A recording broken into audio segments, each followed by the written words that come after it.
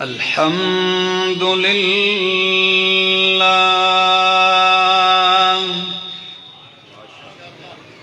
الحمد لله رب العالمين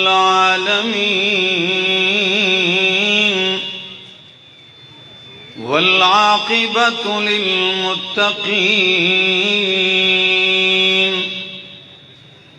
والصلاة والسلام على أشرف الأنبياء وإمام المرسلين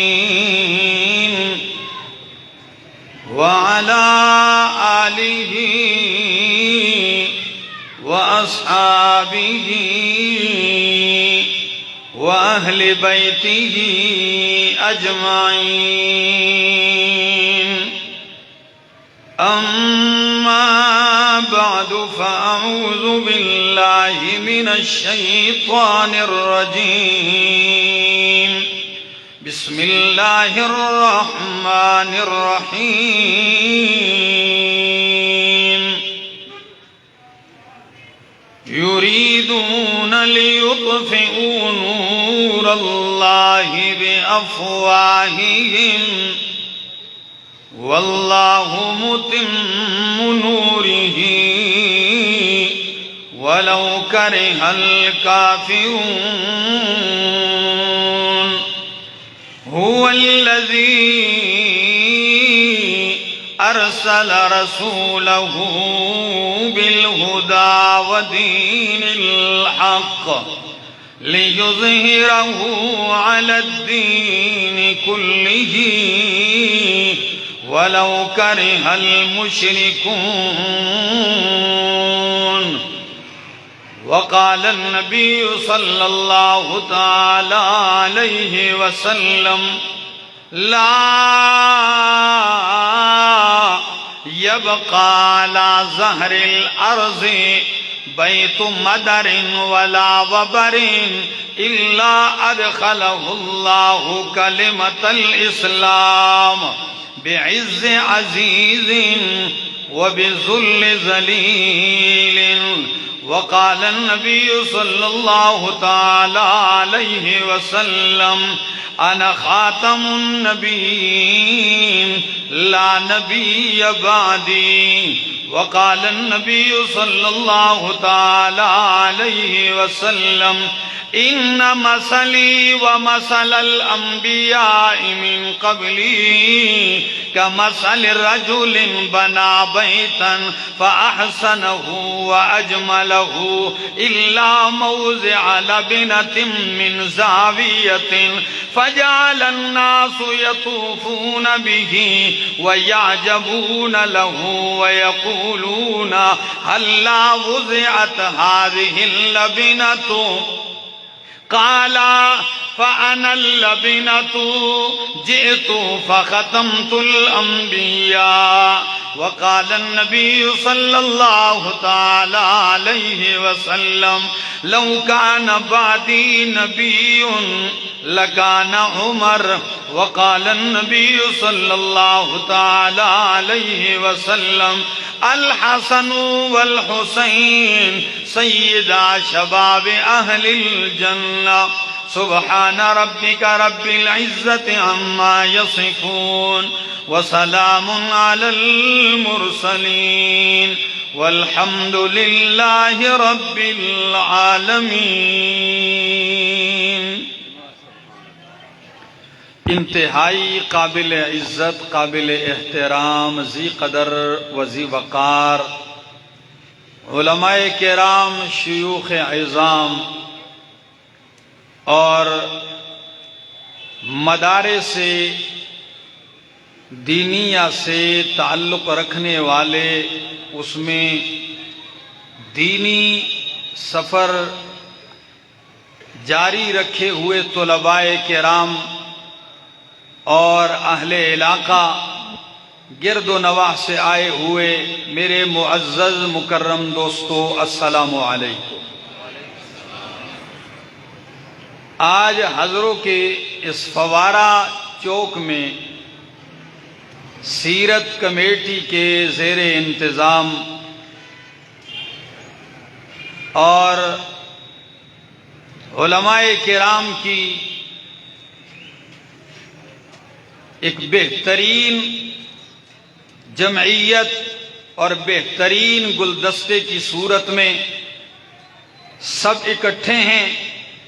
میں دعا گو ہوں اللہ کی بارگاہ میں کہ اللہ مجھے حق سچ کہہ سکنے، سمجھا سکنے کی توفیق نصیب فرمائے، اور بعد ازاں مجھے اور آپ سب کو عمل کی بھی توفیق نصیب فرمائے. دوستو، اختصار کے ساتھ چند باتیں عرض کروں گا. اشتہار پہ نظر پڑی تو عنوان کچھ اور دیکھا، اور مجھے تو 3-4 عنوان دیے گئے. تو میرے لیے پریشانی یہ ہے کہ اتنے عنوانوں کو لے کے چلنا تو مشکل ہے کہ ایک عنوان کے لیے کم از کم ایک خطیب آدھا پونا گھنٹہ 1.5 گھنٹہ لگائے. لیکن میں کوشش کروں گا کہ ہلکا ہلکا سارے موضوعات کو ٹچ کرتے ہوئے اپنی بات آپ کو سمجھا سکوں. اللہ اس پروگرام کو اور اس کا انتظام اور انصرام کرنے والوں کو اللہ رب العالمین دنیا اور آخرت میں جزائے خیر اور جزائے جزیل عطا فرمائے. دوستو، دین اسلام یہ ایک ایسا کامل اور مکمل دین ہے، اس کی خوبیاں اور اس کے محاسن کی انتہا کہ اس اسلام کی خوبیوں میں سے ایک خوبی یہ ہے کہ اسلام مخلوق کا دین نہیں ہے، مخلوق کا بنایا ہوا، اللہ کا پسند کردہ، اللہ کا دیا ہوا دین ہے. کہ اللہ نے یہ دین ہمیں عطا کیا اور اللہ ہی نے ہمارے لیے یہ دین پسند کیا ہے. نبی اکرم صلی اللہ تعالی علیہ وسلم کے سامنے جو معاشرہ تھا، آپ جانتے ہیں وہ معاشرہ بالکل ناموافق تھا، باد مخالف کی طرح تھا، تندی مخالف کی طرح تھا. اندھیرے میں ڈوبی ہوئی انسانیت تھی، گمراہی اور قہر مذلت میں ڈوبی ہوئی تھی انسانیت.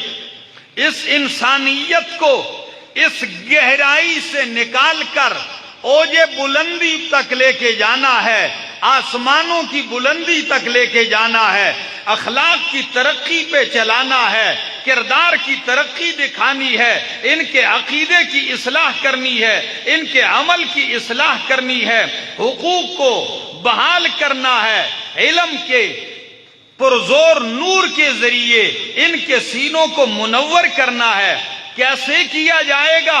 اللہ رب العزت نے لوگوں کے دل و دماغ کو معطر و منور کرنے کے لیے، اندھیروں سے نکالنے کے لیے، اجالے میں لانے کے لیے اللہ رب العزت نے انتخاب کیا 2 ہستیوں کا. ایک کو اللہ رب العزت نے نور مبین قرار دیا اور دوسری ہستی کو اللہ نے سراج منیر قرار دیا. قرآن نور مبین ہے، روشنی اجالا ہے. اب اجالا روشنی چمکنے کے لیے دیوا چاہیے، چراغ چاہیے کہ جہاں یہ چمکے وہ چراغ، وہ دیوا، وہ دیا کیا ہے؟ وہ میرے پاک پیغمبر صلی اللہ علیہ وسلم کا سینہ ہے. قرآن کیا کہتا ہے؟ قَدْ جَاءَكُمْ بُرْهَانٌ مِّن رَّبِّكُمْ وَأَنزَلْنَا إِلَيْكُمْ نُورًا مُّبِينًا.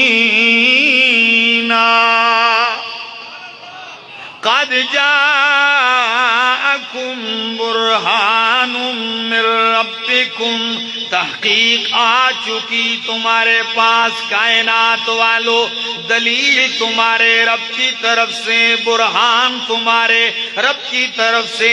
وَأَنزَلْنَا إِلَيْكُمْ نُورًا مُّبِينًا. مبینہ، اور ہم نے اتارا تمہاری طرف نور مبین، کھلا نور، واضح نور۔ حضروں والو، قرآن کو اللہ نے نور کہا، نور کہنے کی وجہ کیا ہے؟ علماء کرام مفسرین اپنے اپنے انداز سے سمجھانے کی کوشش کرتے ہیں کہ قرآن نور کیسے ہے۔ کچھ کہتے ہیں جیسے نور کے بغیر راستہ اندھیرے میں معلوم نہیں ہوتا، کچھ کہتے ہیں جس طرح نور اجالے کے بغیر نیلے اور کالے، سرخ اور سفید کا پتہ نہیں چلتا رات کے اندھیرے میں، اسی طرح اللہ نے قرآن کو نور بنایا کفر اور شرک کے اندھیروں میں، جہالت کے اندھیروں میں۔ اگر تمہیں حق راستہ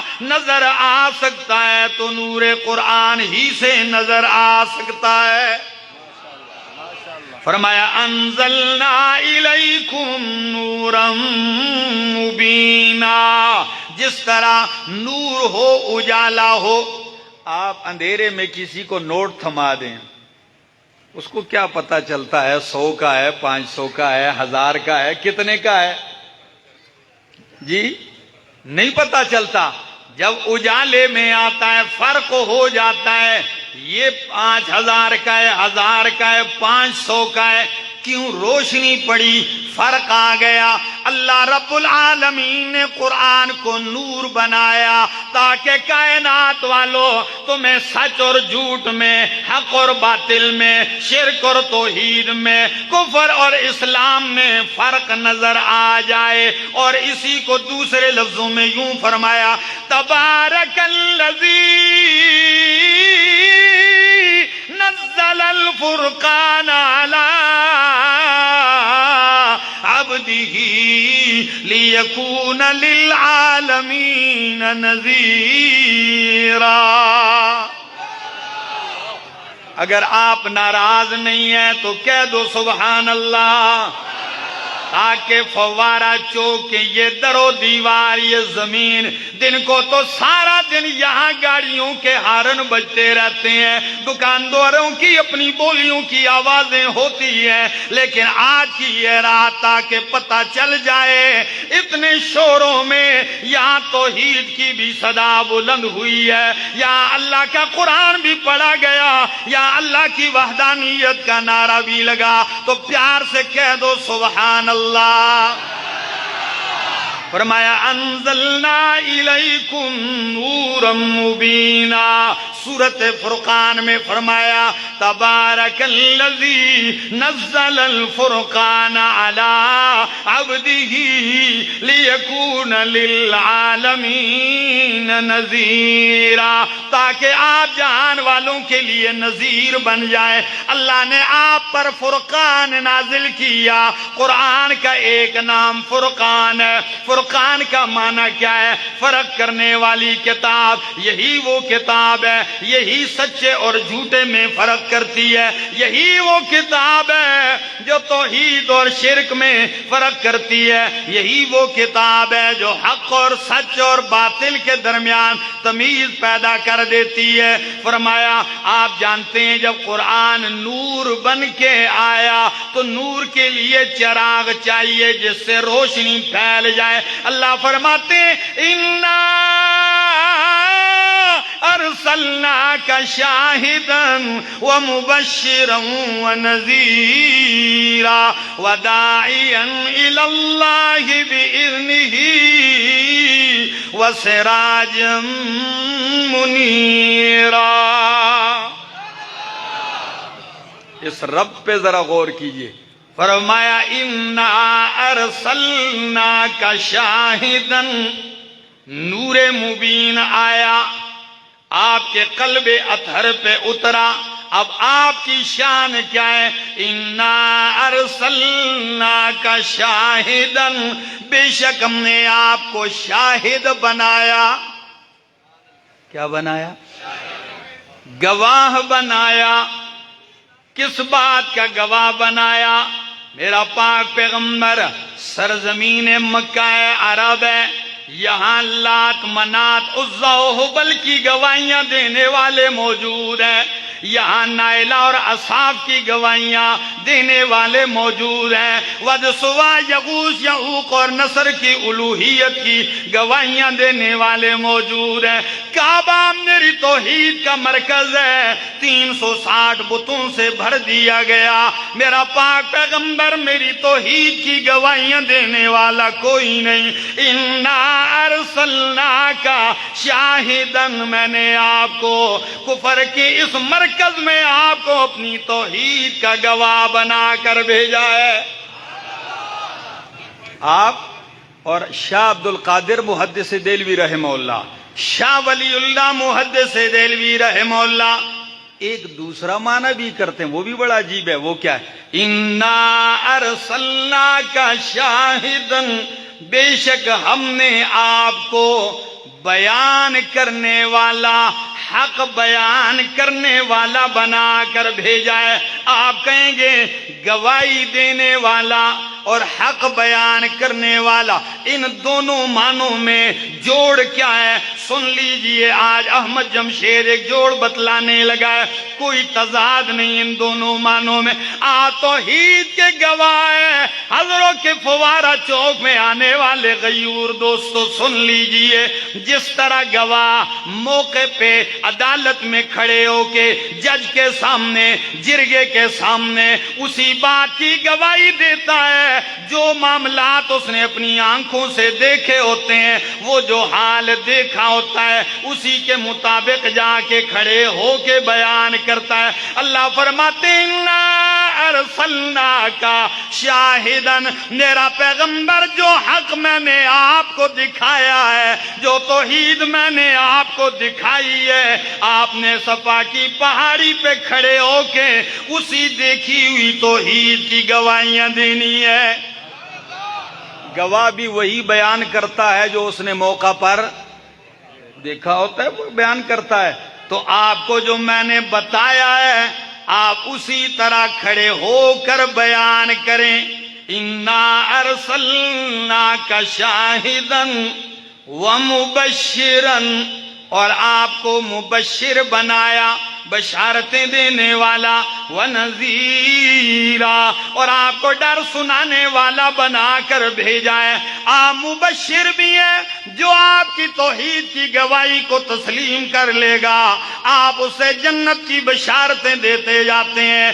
اور حضروں والو، عجیب بات یہ، آپ مبشر ہیں، کبھی تو آپ عمومی بشارتیں دیتے ہیں، مثلا قرآن کہتا ہے بشر المؤمنین، میرا پیغمبر مومنوں کو بشارت دیجئے، کبھی آپ کو خاص بشارتیں دیتے ہیں بشر المتقین، متقین کو بشارت دیجئے، بشر الصابرین، صبر کرنے والوں کو بشارت دے دیجئے۔ کبھی آپ تنہا بھی بشارتیں دیتے ہیں۔ کیسے دیتے ہیں؟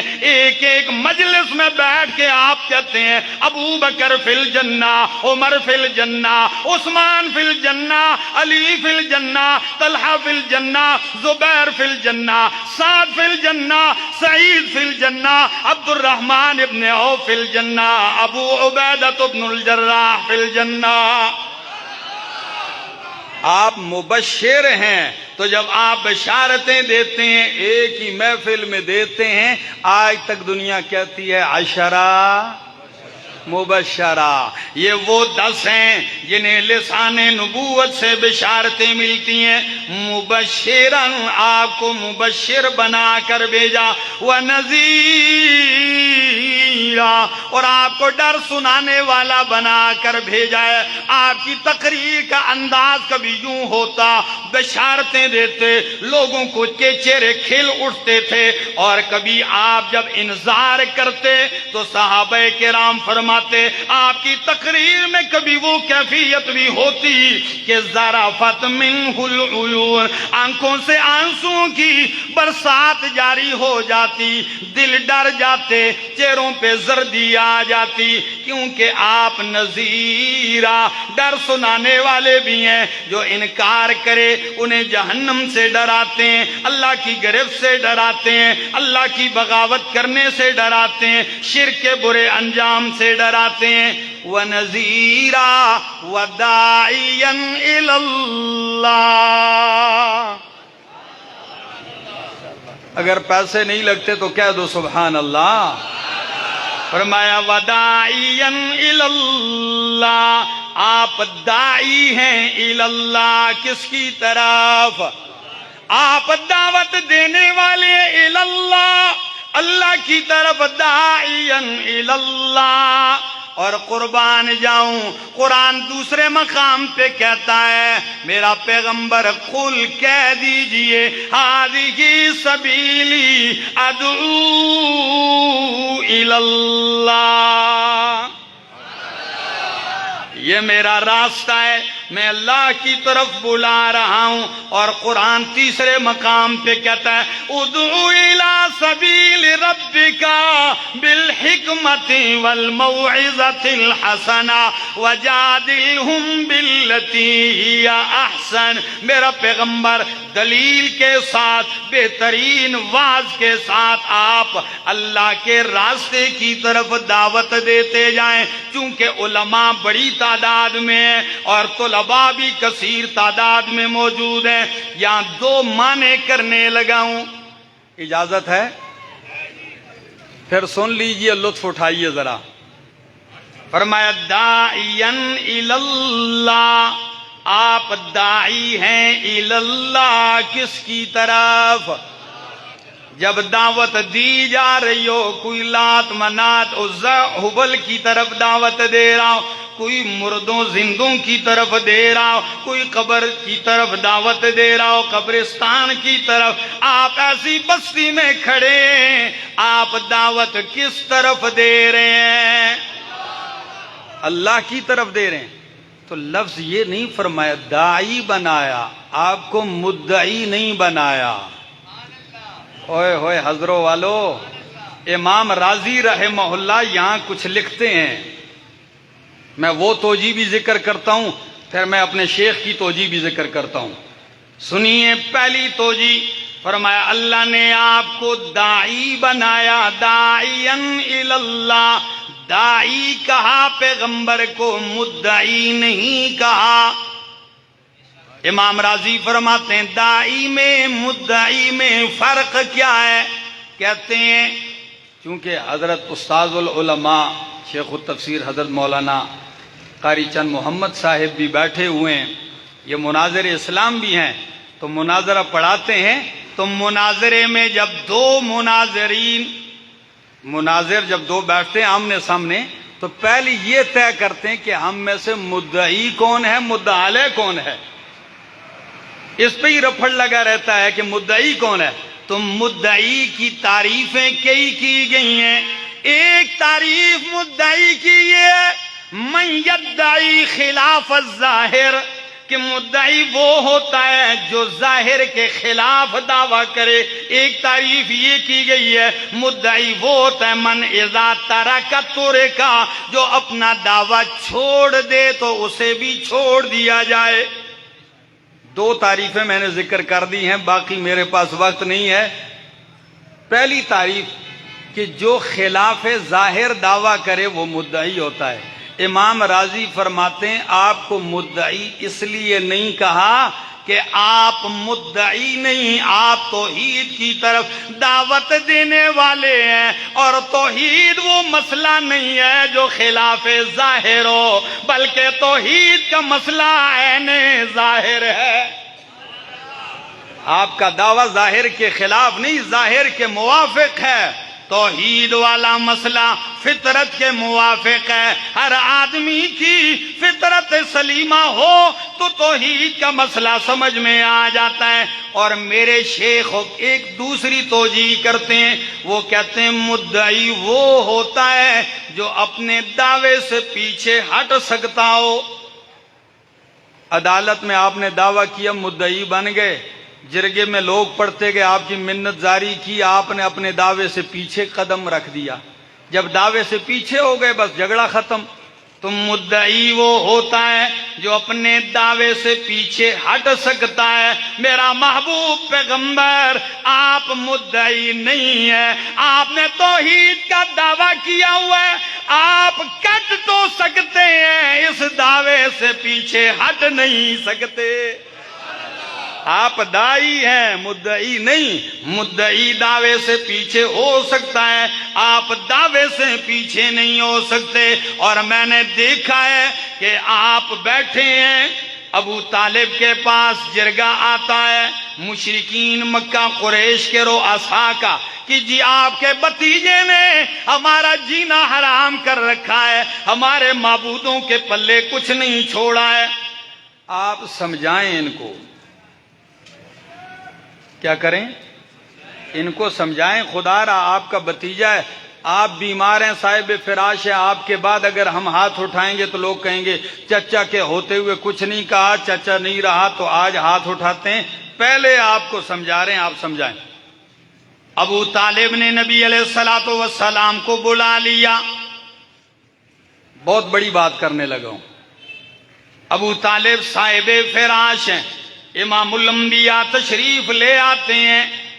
ابو طالب کہنے لگا یبن اخی، او میرے بھتیجے، ہؤلاء رؤساء قومک، یہ جو میرے سامنے جرگہ ہے یہ تیری قوم کے سردار ہیں، لیڈر ہیں، وڈیرے ہیں، سارے آپ سے نالا ہیں، سارے آپ سے شکوہ کناں ہیں، سارے گلے کرنے والے ہیں، پریشان ہیں، کچھ آپ ہی نرمی کرے، آپ رعایت کریں، خیال کریں ان کی۔ میں تو آپ کا ساتھ دیتا ہوں لیکن آپ کیا کریں، کیونکہ چچا ایمان تو نہیں لایا لیکن نبی اکرم صلی اللہ علیہ وسلم کا ساتھ دیتے تھے بھتیجا ہونے کی وجہ سے۔ تو کیا کہا حضرت والو، ذرا سنیے، انشاءاللہ لطف آئے گا۔ نبی علیہ السلام نے فرمایا یہ کیا کہتے ہیں؟ نہیں، گرم ہونے دو مجھے آج میرا دل کرتا ہے انشاءاللہ آج قرآن سناؤں میں آپ کو۔ نعرہ تکبیر، تاج و تخت ختم نبوت، عصمت شہداء اسلام۔ سنیے ذرا، بھتیجے سے کہنے لگا ابو طالب، او میرا بھتیجا، آپ اپنی بات چھوڑ دیں، نرمی کریں۔ نبی علیہ السلام نے فرمایا چچا میرا ان کے ساتھ کوئی جھگڑا نہیں، بس میں ایک ہی بات کر رہا ہوں۔ وہ کیا بات ہے؟ انی اريد منهم کلمۃ واحدہ، زیادہ نہیں، انی اريد منهم کلمۃ واحدۃ، میں ان سے ایک ہی کلمے کا مطالبہ کرتا ہوں، اور وہ کلمہ بھی ان کے فائدے کا ہے۔ وہ کیا ہے کہ اگر اذا قالوہا، جب یہ وہ کلمہ مان جائیں گے، کہہ لیں گے، تو تطیع لہم العرب وتؤدی الیہم العجم الجزیۃ، عرب سارے دن کے تابعدار ہو جائیں گے اور پوری دنیا کے اجمین کو ٹیکس دینے پہ مجبور ہو جائیں گے۔ کلمہ تو میرا ایسا ہے، ان کے بھلے کا ہے۔ تو ابو جہل یہ لیڈری کا، بڑے ہونے کا بڑا شوقین تھا اور پیسے کا بھی بڑا حریص تھا۔ خیر پیسہ کس کو پسند نہیں ہے، پاگل ماں باپ کو نہیں جانتا لیکن نوٹ وہ بھی جانتا ہے، ایسا ہے۔ راستے میں ایک دفعہ پاگل کو دیکھا، کسی کو نہیں جانتا، مر جا رہا ہے، عورت جا رہی ہے، بچہ ہے، مار رہا ہے گاڑیوں کو بھی، لیکن نوٹ اس نے پیسے ادھر رکھے ہوئے، اس کو کسی میلی آنکھ سے دیکھنے بھی نہیں دیتا کسی کو۔ چیز ہی ایسی ہے۔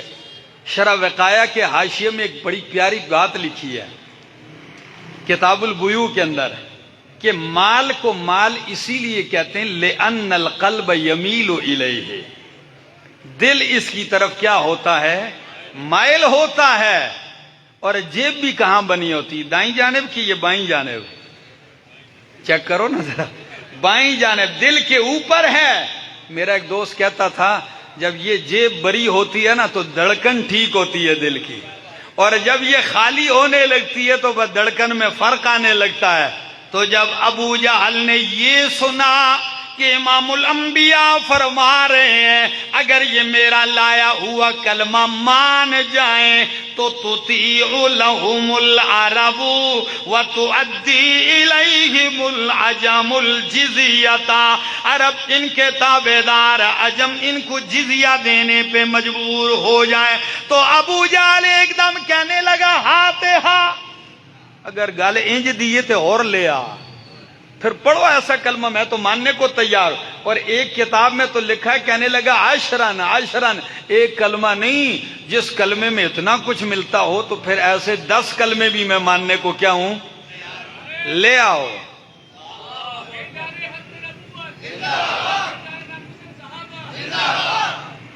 دیکھیں آپ میرے خیال سے کچھ تھکے لگ رہے ہیں، حالانکہ پروگرام تو شروع ہے، ابھی نہیں تھکے، پکے بیٹھے ہیں۔ سنیے پھر، تو ابو جہل کہنے لگا ہاتھ ہاں، وہ کلمہ پیش کیجئے، ایک نہیں ایسے 10 کلمے ماننے کو تیار ہوں۔ نبی کریم نے فرمایا 10 نہیں، ایک ہی ہے، وہ کیا ہے؟ قولوا لا الہ الا اللہ تفلحوا، اے کائنات والو قولوا لا الہ الا اللہ، یہ عقیدہ مان جاؤ، یہ اقرار کر لو کہ حاجت روا و مشکل کشا، الہ و داستان و دستگیر کوئی نہیں الا اللہ، اگر ہے تو کون ہے؟ میرے دوستو، کیا پتا ہے یہ لمحات پھر زندگی میں آئے نہ آئے۔ گزشتہ سال کئی اس چوک میں آئے ہوں گے، اس سال وہ تہ خاک پڑے ہوں گے، کیا پتا ہے اگلے سال ہم میں سے کئی مٹی میں مل چکے ہوں۔ لیکن اتنی بات ضرور ہے کہ اللہ کی توحید کا اقرار دل کے محبت والے جذبے کے ساتھ کیجئے۔ فرمایا قولوا لا الہ الا اللہ، جب یہ کلمہ کہا ابو جہل کا منہ اتر گیا، پھر منہ بگڑ گیا۔ ساڑی بولی بے چاہتے نے ناساں چاڑ سٹیاں سے، پھر اس نے منہ بگاڑ لیا، کہنے لگا اسی میں تو جھگڑا تھا میرا، آپ یہی کہتے ہیں؟ تو پتہ ہے امام راضی رحمہ اللہ فرماتے ہیں مکے کے مشرکین کو نبی سے اختلاف اس بات میں نہیں تھا کہ خالق اللہ ہے، مالک اللہ ہے، رازق اللہ ہے، بارشیں برسانے والا اللہ ہے، موت و حیات کا مالک اللہ ہے، عرش عظیم کا مالک اللہ ہے، اس میں اختلاف نہیں تھا۔ یہ تو مکے کا مشرک مانتا تھا، ان کو اختلاف اس بات میں تھا کہ الہ اور حاجت روا صرف کون ہے؟ یہ وہ نہیں مانتے تھے، وہ کہتے تھے اجعل الآلہۃ الہا واحدا ان ھذا لشیء عجاب۔ اس نبی نے سارے الہوں کو رد کر کے صرف ایک ہی الہ کا اقرار کروایا ہے، اسی کی توحید سنا رہے ہیں۔ یہ بڑی عجیب بات ہے۔ کیا کہتے تھے؟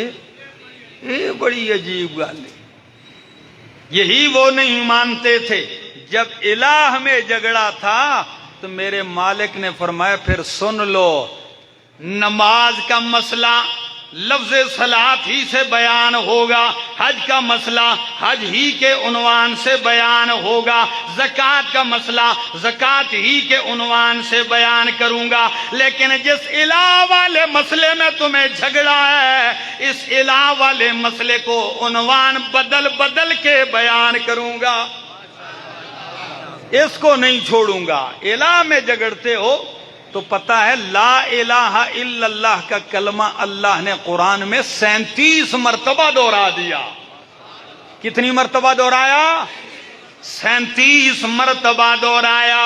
اور کیا پڑھاتے ہیں ہمارے ہاں تفسیر میں کہ اثبات التوحید بعنوان الہ، کبھی توحید کا مسئلہ الہ کے عنوان کے ساتھ بیان کیا جاتا ہے۔ اللہ لا الہ الحی القیوم. کبھی توحید کا عنوان بیان کیا جاتا ہے عنوان تسبیح کے ساتھ کہ سبحان الذی اسری بعبدہ لیلا من المسجد الحرام الی المسجد الاقصی. لفظ سبحان کے ساتھ، کبھی مصدر کے ساتھ، کبھی صیغہ ماضی کے ساتھ سبح للہ ما فی السماوات والارض، کبھی مضارع کے ساتھ یسبح للہ ما فی السماوات والارض، اور کبھی امر کے ساتھ سبح اسم ربک الاعلی. اثبات توحید عنوان تسبیح، اور کبھی توحید کا یہ مسئلہ عنوان تحمید کے ساتھ، یعنی الحمدللہ. کون سے عنوان کے ساتھ؟ عنوان تحمید، یعنی صفات الوہیت. الوہیت کی تعریفیں کس کے لیے؟ فوارہ چوک والو بولو، اللہ ہی کے لیے صفات کارسازی ہیں. یہ عنوان اٹھایا مولانا حسین علی الوانی رحم اللہ فرماتے ہیں قرآن کے 4 حصے مضمون کے اعتبار سے، اور چاروں حصے عنوان تحمید ہی سے شروع ہوتے ہیں. پہلا حصہ قرآن کا الحمدللہ رب العالمین، سورت فاتحہ سے لے کر سورت انعام تک. سورت انعام سے دوسرا حصہ شروع ہوتا ہے سورت کاف تک. سورت کاف سے تیسرا حصہ شروع ہوتا ہے سورت سبا تک. سورت سبا سے قرآن کا چوتھا حصہ والناس تک ہے. اور گھروں میں جا کے دیکھ لینا یہ چاروں حصے لفظ الحمدللہ سے شروع ہوتے ہیں. تو عنوان توحید کا عنوان کبھی الہ کے لفظ عنوان سے، کبھی تحمید کے، کبھی تسبیح، اور کبھی کبھی اس کے لیے عنوان برکت کا استعمال ہوتا ہے. کون سا عنوان؟ کیا مطلب ہے برکت کا؟ یعنی برکتیں دینے والا، جان مال اولاد زندگی کاروبار میں خیر و برکتیں دینے والا کون ہے؟ ہمارے ہاں تو برکت سے لوگوں نے ایک تماشا بنا دیا ہے. پیر صاحب آئیں اور دیگ کے اندر لعاب ڈالو اس میں برکت ہو جائے. کوئی کہتا ہے آپ ادھر قدم رکھو تمہارے قدم میں ادھر برکت آ جائے. یہاں تو الحمدللہ توحید کا ماحول ہے. ہمارے ہاں ایک پیر تھا، ہم اس وقت چھوٹے چھوٹے تھے، کھیلتے تھے کرکٹ. تو ایک سڑک کے کنارے عصر کے بعد کھیل شروع ہے ہمارا. تو ایک پیر تھا بوڑھا سا، 25-30 مرید اس کو اٹھا کے لے کے جاتے تھے. تو وہ اٹھا کے کیسے لے کے جا؟ نہ وہ تانگے میں سفر کرتا، نہ وہ رکشے میں، نہ کسی گاڑی موٹر میں. وہ سفر کرتا تھا مرید کے کندھے پر بیٹھ کے. اور جب ایک مرید تھکتا تو دوسرا تیار ہوتا، فوراً جا کے اس پہ سوار ہو جاتا. اچھا یہاں بھی خیر ہے، جب اس کو کبھی حاجت ہوتی پیشاب کی تو تقاضا شریف اوپر سے ہی کر دیتا تھا. مرید کے کمر کندھے پہ بیٹھا ہوا ہے اور اوپر سے ٹینکی ساری خالی کر دی. ہاں تو ہم سمجھتے تھے کہ یہ مرید غصے ہوگا، کہیں اٹھا کے نیچے پھینکے گا، یار میں نے تجھے کندھے پہ اٹھایا، تو نے میزاب رحمت میری کیڑی پہ رکھ کے خالی کی تھی، یہ تو نے کیا کر دیا ہے. لیکن وہ نیچے سے ایسے چلو برتے اپنے اوپر ملتے کہ جی اس میں کیا ہے. جب لوگ ایسی چیزوں میں برکتیں تلاش کرتے ہوں پھر قرآن عنوان توحید کا عنوان قائم کرتا ہے عنوان برکت کے ساتھ، اور کیا کہتا ہے؟ تبارک الذی نزل الفرقان علی عبدہ لیکون للعالمین نذیرا. کہ برکتیں دینے والی ذات اللہ کی ہے. تبارک الذی جعل فی السماء بروجا وجعل فیہا سراجا وقمرا منیرا فتبارک اللہ احسن الخالقین. تبارک اسم ربک ذی الجلال الجلال والإكرام تبارک الذی بیدہ الملک. عنوان برکت ہے. ساری آیتیں یہی کہتی ہیں برکتیں دینے والا اللہ. آپ نماز پڑھتے ہو تو کیا کہتے ہو؟ سبحانک اللہم وبحمدک وتبارک. اللہ بابرکت نام تیرا ہے. درود پڑھتے ہو آپ پڑھتے ہیں اللہم صلی علی محمد وعلی آل محمد کما صلیت علی ابراہیم وعلی آل ابراہیم انک حمید مجید. اللہم بارک علی محمد. اللہ محمد صلی اللہ علیہ وسلم پہ برکتیں نازل کر. جب ہر وقت یہ پڑھتے ہو تو یہ مان جاؤ کہ محمد عربی کو بھی برکتیں دینے والا کون ہے؟ اللہ ہے. تو توحید کے اس بات کے لیے میں نے کتنے عنوان گنوائے؟ عنوان الہ، عنوان تسبیح، عنوان تحمید، عنوان برکت. جب تیرا عقیدہ ٹھیک ہو جائے تو یہی چار عنوان اللہ نے نماز کی ابتدا ثنا میں جمع کر دیے. یہ چاروں عنوان کس میں جمع کر دیے؟ کیسے؟ سبحانک اللہم عنوان تسبیح، سبحانک اللہم اللہ تو پاک ہے شریکوں سے. وبحمدک عنوان تحمید. وتبارک اسمک عنوان برکت. وتعالی جدک ولا الہ غیرک اور تیرے سوا کوئی الہ نہیں عنوان الہ کے ساتھ. اللہ اکبر. تو ابو جہل کیا کہنے لگا؟ اسی میں تو ہمارا جھگڑا ہے. تو میں نے کہا دائی وہ ہے جو اپنی بات سے پیچھے نہ ہٹے. تو ابو جہل کہنے لگا مال چاہیے. لڑکی آپ پسند کرے جس خاندان کی ہو ہم نکاح کروا دیتے ہیں. مال چاہیے ڈھیر کر دیتے ہیں. سرداری لیڈری قیادت چاہیے آپ کو دیتے ہیں. یہ بات نہ کریں. تو ادھر آ کے دائی اور مدعی کا فرق یوں واضح ہوتا ہے. نبی علیہ السلام نے فرمایا چچا اگر یہ شرک پہ اتنے پکے ہیں تو اللہ نے مجھے توحید کا داعی بنایا تو پھر میری بات بھی سن لیجئے. اگر یہ کہتے ہیں سونا چاندی لڑکی عورت قیادت، میں کہتا ہوں اگر یہ اڑ کے آسمان سے سورج میرے ایک ہاتھ پہ لا کے رکھ دیں، چاند میرے دوسرے ہاتھ پہ لا کے رکھ دیں، اللہ کی قسم نے اپنی بات سے پیچھے نہیں ہٹوں گا. میرا مشن یہ ہے. فرمایا وداعیا الی اللہ باذنہ وسراجا منیرا. نور مبین آپ پہ آیا تو آپ سراج منیر بن گئے. اب سراج اور منیر اس لفظ پہ طلباء کرام اس سے زیادہ لطف اٹھائیں گے.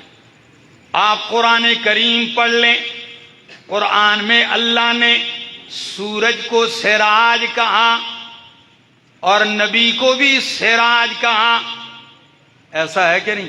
لیکن فرق کیا، سورج کو سراجم وہاجا کہا اور نبی کو سراجم منیرا کہا. چاند کو منیرا کہا لیکن سراج نہیں کہا. آپ بے شک قرآن پڑھیں. جیسے قرآن کہتا ہے تبارک الذی جعل فی السماء بروجا وجعل فیہا سراجا وقمرا. تو قمر کو منیر کہا، سراج نہیں کہا. سورج کو سراج کہا، منیر نہیں کہا. اور نبی کو سراج اور منیر دونوں کہا. بتلا دیا چاند قمر وہ قمر ہے، منیر ہے، سراج نہیں. سورج سراج ہے، منیر نہیں. اور میرا محمد سراج بھی ہے، منیر بھی ہے. یعنی سورج اور چاند مل کے بھی میرے محمد کے نور توحید کا مقابلہ نہیں کر سکتے. اللہ اکبر. میرے دوستو یہ بات پھیلتی گئی، حالات ناموافق، لیکن بات چلتی گئی، پیغام پھیل رہا ہے۔ مشرکین دبانے کی کوشش کر رہے تھے، اللہ نے فرمایا هو الذی ارسل رسولہ بالہدی ودین الحق لیظہرہ علی الدین کلہ، اللہ نے اپنے پیغمبر کو دین حق کے ساتھ، ہدایت کے ساتھ بھیجا ہے تاکہ آپ کے دین کو ساری کائنات کے دینوں پہ غالب کر دے۔ غلبہ دو قسم پر ہے۔ کتنے قسم پر ہے؟ ایک غلبہ اقتدار کا، حکومت کا ہے، اور دوسرا غلبہ حقانیت اور سچائی اور دلیل کا ہے۔ تو حکومت کا غلبہ کبھی کافروں کے پاس بھی رہا ہے، اسلامی حکومت نہیں، کافر غالب رہے، لیکن دلیل اور سچائی کے لحاظ سے اسلام ہر دور میں غالب رہا ہے۔ دلیل کے اعتبار سے اسلام ہر دین پہ کیا ہے؟ غالب ہے۔ لِيُظْهِرَهُ عَلَى الدِّينِ كُلِّهِ، اور میرے نبی نے اس آیت کی تشریح میں کیا فرمایا؟ امام ابن عاشور اپنی تفسیر التحریر والتنویر میں، امام ترمذی رحمہ اللہ صاحب مشکات یہ روایت نقل کرتے ہیں، ذرا سن لیجئے۔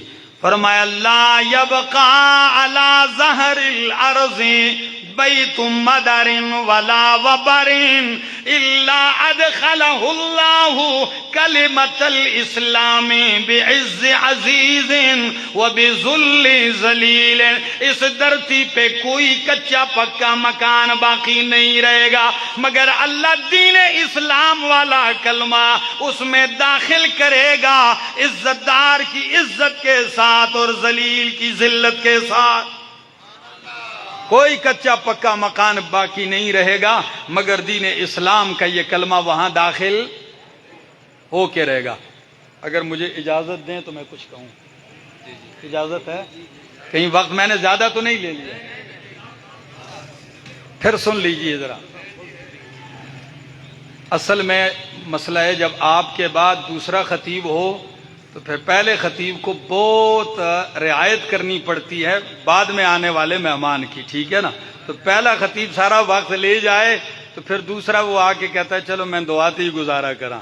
تو میں کہتا ہوں ایسا نہ ہو تاکہ بعد والے آنے والے مہمان کو بھی بھرپور وقت ملے اور آپ شوق اور جذبے کے ساتھ ان کو بھی سنیں۔ سن 9 ہجری کے قریب کا وقت ہے، صحابہ کرام کی ٹیم گشت کر رہی ہے اور انہوں نے جنگ میں ایک قبیلہ طے کے اوپر حملہ کیا، کئی لوگ گرفتار ہو کے آ گئے۔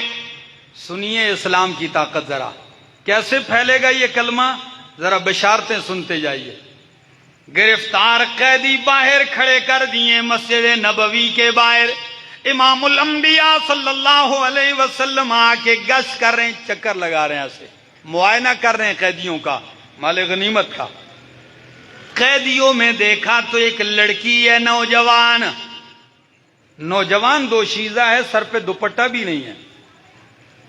نبی علیہ السلام کی نظر پڑی تو فوراً فرمایا یہ میری چادر لے جاؤ اس کے سر پہ ڈالو۔ بیٹی ہے تو کسی نے کہا اللہ کے رسول آپ کی پاکیزہ معطر و مطہر و منور و معلا و مجلا و مزکا و مصفہ چادر، اور کافر کی بیٹی ہے، عیسائی ہے۔ نبی علیہ السلام نے فرمایا بیٹی بیٹی ہوتی ہے اگرچہ کافر کی ہو، ڈالو چادر اس کے سر پہ۔ جب چادر ڈالی گئی لڑکی سمجھ گئی کہ حالات یہاں ظلم کے نہیں ہیں، انصاف کے ہیں۔ تو نبی علیہ السلام جب اس کی باری آئی اس کے پاس سے گزرنے لگے، لڑکی کھڑی ہو گئی، کیا کہنے لگی؟ ہلک الوالد وغاب الوافد امن علی من اللہ علیکا۔ کیا فصاحت برے الفاظ ہیں۔ ہلک الوالد وغاب الوافد امن علی من اللہ علیک، اللہ کے پاک پیغمبر میرا والد مر گیا ہے اور میرا نگران، میرا خیال کرنے والا بھاگ گیا ہے، آپ مجھ پہ احسان کریں، اللہ آپ پہ احسان کرے۔ نبی علیہ السلام نے یہ پیارے جملے سنے، فرمایا من والد، والد کون ہے تیرا؟ تو کہنے لگی حاتم تائی۔ والد کا نام کیا تھا؟ وہ جو مشہور سخی گزرا ہے، میں حاتم تائی کی بیٹی ہوں۔ فرمایا آپ کا نگران کون ہے؟ وہ کہنے لگی عدی ابن حاتم، میرا بھائی تھا، وہ بھاگ گیا شام۔ نبی علیہ السلام نے فرمایا اچھا عدی آپ کا بھائی ہے، الفار من اللہ ورسولہ، اور اللہ اور اس کے رسول سے بھاگنے والا آپ کا بھائی ہے؟ کہنے لگی جی ہاں وہی میرا بھائی ہے۔ نبی علیہ السلام پاس سے گزرے، فرمایا میرے ساتھیوں، میری رائے ہے لڑکی کو جوڑا بھی دو کپڑوں کا، جوتوں کا اور سواری کا انتظام کرو، اس کے علاقے کا قافلہ آئے، جہاں یہ جانا چاہتی ہے باعزت پہنچا کے آ جاؤ۔ قیدیوں کے ساتھ یہ سلوک ہوتا ہے، یہ اسلام کی خوبی ہے۔ جب لڑکی کو باعزت رخصت کیا جانے لگا، وہ پہنچی شام، روم پہنچی، روم، وہاں پر اس کا بھائی عیسائی ہم مذہبوں کے ساتھ ہے۔ بھائی دیکھتا ہے صفانہ آ گئی ہے، بہن کا نام تھا صفانہ، حیران ہوا، استقبال کے لیے کھڑا ہوا، مرحباً بکے، اہلاً و سہلاً کا۔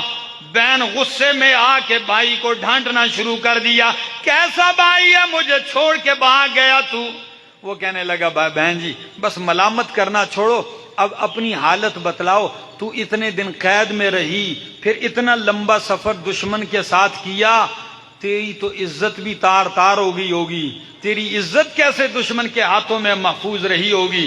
قربان جاؤں، صفانہ جلال میں آ کے کہنے لگی بھائی اللہ کی قسم ہے او میرا بھائی عدی، تیری چار دیواری میں میری اتنی محفوظ نہیں تھی عزت جتنی میری عزت محمد عربی کے صحابہ کے بیچ محفوظ رہی ہے۔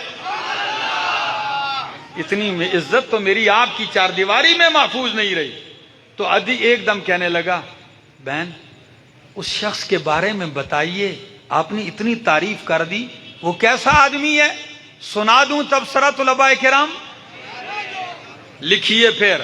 ایک غیر مسلمہ تبصرہ کرتی ہے، کہتی ہے لقد رأیتہ یحب الفقیر ویفک الاسیر ویرحم الصغیر ویعرف قدر الکبیر۔ میں نے جس ہستی کو دیکھا ہے وہ فقیروں سے محبت کرتا ہے، قیدیوں کو آزاد کرتا ہے، بچوں پہ رحمت کرتا ہے اور بڑوں کی قدر جانتا ہے۔ او میرا بھائی ان کان نبیا فالفضل للمتقدم وان کان ملکا فلا یزال فی ملکی۔ او میرا بھائی اگر یہ شخص نبی ہے تو پھر جو پہلے ان کو پا گیا وہ فضیلت پا جائے گا، اور اگر یہ بادشاہ ہے تو بادشاہ بھی ایسا ہے، اس کی بادشاہت کو بھی زوال نہیں آئے گا اور تو بھی اس کی بادشاہت میں ذلیل نہیں ہوگا۔ یہ تبصرہ کیا، عدی نے غلام سے کہا میرا سامان سفر تیار کرو۔ سامان تیار کیا، تنے تنہا چل پڑتا ہے مدینہ کا سفر۔ اتنی لمبی کہانی ایک دو جملوں کے لیے کہہ رہا تھا، اگر آپ بس میرے آخری الفاظ ہیں۔ مدینہ پہنچتا ہے عدی، تو عدی ابن حاتم کہتے ہیں جو ہی مسجد نبوی میں آیا، مجلس لگی ہوئی ہے، میں نے اپنے انداز سے سلام کیا اپنے مذہب کے مطابق، بیٹھ گیا۔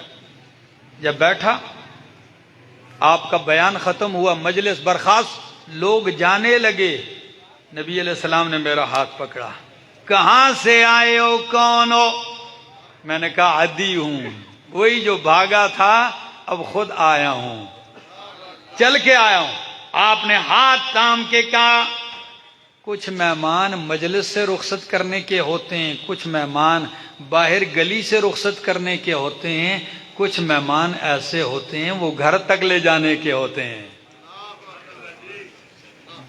پتہ ہے صفانہ نے کیا کہا تھا؟ وَيَعْرِفُ قَدْرَ الْكَبِيرِ، وہ بڑوں کی عزت شناسائی خوب ہے، اس کو خوب جانتا ہے عزت کے لائق کون ہے۔ تو عدی کہتے ہیں نبی علیہ السلام نے میرا ہاتھ پکڑا، فرمایا میرے پیچھے آئیے، گھر چلتے ہیں۔ میں پیچھے پیچھے، نبی علیہ السلام آگے ہیں۔ دل میں سوچ رہا ہوں آج میں نے یہ سوچنا ہے، آج دیکھنا ہے کہ یہ نبی ہیں یا بادشاہ ہیں، آج میں نے یہ فرق کرنا ہے۔ کہتے ہیں چلتے چلتے راستے میں ایک بوڑھیا عورت آئی۔ جیسی ایک بوڑھیا نے نبی علیہ السلام کو دیکھا تو روک لیا، تو روکتے ہوئے کھڑے کر دیا راستے میں۔ بوڑھیا کہانی شروع کر دی، میرا یہ مسئلہ ہے، میرا یہ مسئلہ ہے، میرا یہ مسئلہ ہے۔ وہ لگی، جب تک بوڑھیا کی بات ختم نہیں، نبی علیہ السلام سر اس کی طرف جھکائے ان کی گفتگو سن رہے ہیں۔ آج آپ کسی معمولی سے چیئرمین کو راستے میں روک لو، آپ اپنا حشر دیکھ لو گے۔ ایتھے گل کرنی دی جائے، بات کرنی ہے، آفس میں آؤ۔ تو عدی کہتے ہیں جب یہ منظر دیکھا، میں نے کہا پہلی بات تو یہ ہے یہ بادشاہ نہیں ہے، سمجھ گیا، بادشاہ نہیں ہے۔ اب آگے دیکھتا ہوں۔ کہتے ہیں جو ہی آپ کے حجرے میں پہنچتا ہوں، کھجور کی پتیوں سے بھرا ہوا ایک تکیہ ہے، ایک ہی تکیہ ہے، آپ نے اٹھایا اور میرے سامنے کر دیا۔ فرمایا اجلس عدی، عدی اس چٹائی کے اوپر یہ تکیہ رکھ کے آپ بیٹھ جائیں۔ میں نے حیا کرتے ہوئے کہا بل انتا، بلکہ آپ بیٹھیں۔ نبی علیہ السلام سے کہا، نبی علیہ السلام نے کہا نہیں آپ بیٹھیں گے، اللہ کی قسم ہے آپ کا امر تھا۔ میں تکیے پر بیٹھ گیا اور کائنات کا امام زمین پر بیٹھ گیا، میں اوپر، نبی علیہ السلام نیچے بیٹھ گئے۔ میں نے دل میں کہا عدی اللہ کی قسم ہے یہ بادشاہ نہیں، بادشاہ کب بیٹھتے ہیں ایسے؟ یہ نبی ہیں لیکن ابھی تک ایمان نہیں لایا، میں چپ ہوں۔ نبی علیہ السلام گفتگو کرتے کرتے کہتے ہیں عیسائی مذہب یہ ہے، عیسائی مذہب یہ ہے۔ تو میں نے کہا یا رسول اللہ صلی اللہ علیہ وسلم کیا آپ کو میرے مذہب کا پتہ ہے؟ تو نبی علیہ السلام نے فرمایا مجھے تیرے مذہب کا تجھ سے زیادہ پتہ ہے۔ جب یہ جملہ کہا تو میں چونک گیا، میں نے کہا اچھا وہ کیسے؟ نبی علیہ السلام نے فرمایا تو عیسائی ہے؟ میں نے کہا جی۔ کہا سچ بتا کیا تو رکوسی فرقے سے نہیں ہے؟ میں نے کہا ہوں۔ کیا تو مربع سے مشہور نہیں ہے؟ تو مربع پتہ کس کو کہتے تھے؟ جو مال غنیمت کا چوتھا حصہ لیتے تھے۔ فرمایا آپ لیتے ہو مال غنیمت اپنے مذہب کے مطابق چوتھا حصہ؟ میں نے کہا لیتا ہوں۔ نبی علیہ السلام نے کہا سچ بتاؤ آپ کے مذہب میں آپ کے لیے لینا جائز ہے؟ یہ تو حرام ہے آپ کے مذہب میں۔ کہتے ہیں میرا سر شرم سے نیچے جھک گیا۔ میں نے کہا میں نے مزید بات کی تو اور بات کھل جائے گی، واقعی یہ میرے دین کو مجھ سے زیادہ سمجھتے ہیں۔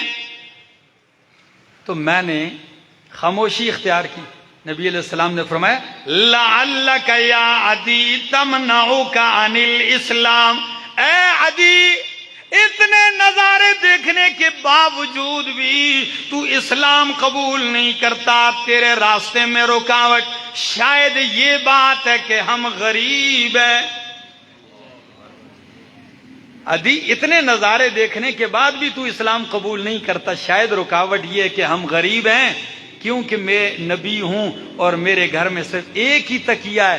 تو سن لے اے عدی سیفیض المال فی، ان قریب میری اس امت میں مال اللہ اتنا وافر کر دے گا کہ سمندر کی طرح مال بہے گا، مال دینے والے تو ملیں گے، لینے والا کوئی نہیں ملے گا، مال وافر ہو جائے گا۔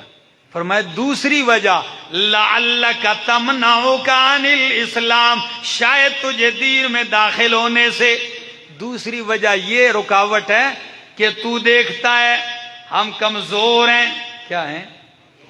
کمزور ہیں، لوگ مارتے ہیں، ہمارے ساتھی پکڑے جاتے ہیں، مارے جاتے ہیں، قتل کیے جاتے ہیں۔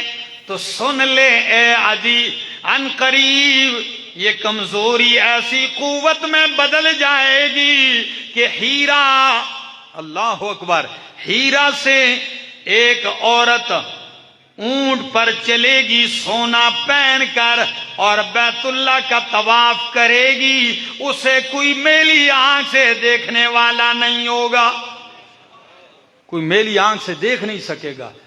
تو عدی کہنے لگے، میں نے کہا یہ راستے میں اتنے بڑے رہزن قبیلے یہ کہاں چلے جائیں گے جب خاتون سونے سے لدی ہوئی جائے گی؟ نبی علیہ السلام نے فرمایا یہ جو رہزن ہے میرا رب میرے دین کی وجہ سے انہیں رہبر بنا دے گا، یہ دین کے محافظ بن جائیں گے، لوگوں کی عزتوں کے محافظ۔ دو باتیں ہوئی۔ تیسری بات، عدی تو اس وجہ سے نہیں مانتا، اسلام قبول نہیں کرتا کہ ہمارے پاس اقتدار نہیں۔ کیا نہیں ہے؟ اقتدار نہیں، حکومت نہیں، اس لیے نہیں مانتا۔ تو سن لے اے عدی، ان قریب میرے یہی چٹائی پہ بیٹھنے والے غلام میرے شاگرد قیصر و کسریٰ کو فتح کریں گے۔ تو ایک دم عدی نے کہا، میں نے کہا کسریٰ ابن ہرمز، وہ جو سپر پاور ہے، نبی علیہ السلام نے فرمایا ہاں ہاں وہی کسریٰ جس کا تو نے نام لیا۔ تو عدی کہتے ہیں بس یہ دو باتیں تین سننے کی دیر تھی، میں نے کہا ابسط یدک یا رسول اللہ، اللہ کے محبوب ہاتھ پھیلائیے۔ نبی علیہ السلام نے یوں ہاتھ آگے کیا، میں نے ہاتھ تھاما اور کہا اشہد ان لا الہ الا اللہ و اشہد ان محمد رسول اللہ، کلمہ پڑھ لیا۔ عدی کہتے ہیں یہ دو باتیں تو میں نے دیکھی ہیں، ایک قیصر و کسریٰ کو فتح ہوتے ہوئے میں نے دیکھا، بلکہ میں پہلی صف میں شامل تھا فاروق اعظم کے دور میں۔ دوسری بات بھی میں نے دیکھی کہ خاتون چلتی ہے بیت اللہ کا طواف کرتی ہے، کوئی میلی آنکھ سے دیکھنے والا نہیں۔ تیسری بات کا انتظار ہے کہ وہ کب ہوتی ہے۔ تاریخ نے لکھا تیسری بات عمر ابن عبدالعزیز کے دور میں پوری ہوئی کہ زکوٰۃ لے کر لوگ گلی میں، سڑکوں میں، چوک میں بیٹھ جاتے اور چلنے والے کو روک کے کہتے بھائی آپ زکوٰۃ کے مستحق ہیں، آپ کو زکوٰۃ چاہیے۔ وہ کہتا بھائی میں اپنی زکوٰۃ لیے پھرتا ہوں، اگر آپ کو چاہیے تو آپ کو دے دو۔ اسلام فرمایا هو الذی ارسل رسولہ بالہدی ودین الحق لیظہرہ علی الدین کلہ ولو کرہ الکافرون۔ میرے دوستو، اللہ سے دعا ہے اللہ عمل کی توفیق عطا فرمائے، اللہ آپ سب کا آنا بیٹھنا قبول اور منظور فرمائے، انتظام اور انصرام کرنے والوں کو اللہ دنیا اور آخرت میں بدلے عطا فرمائے۔ چونکہ یہ میرے استاد کی جگہ ہے، شیخ التفسیر، شیخ القرآن، شیخ الحدیث حضرت مولانا امتیاز خان صاحب، وہ میرے استاذی المکرم ہیں، وہ میرے مشفق اور میرے محسن ہیں، اللہ ان کی حیات اور زندگی میں برکتیں عطا فرمائے۔ آخر دعوانا ان الحمدللہ رب العالمین۔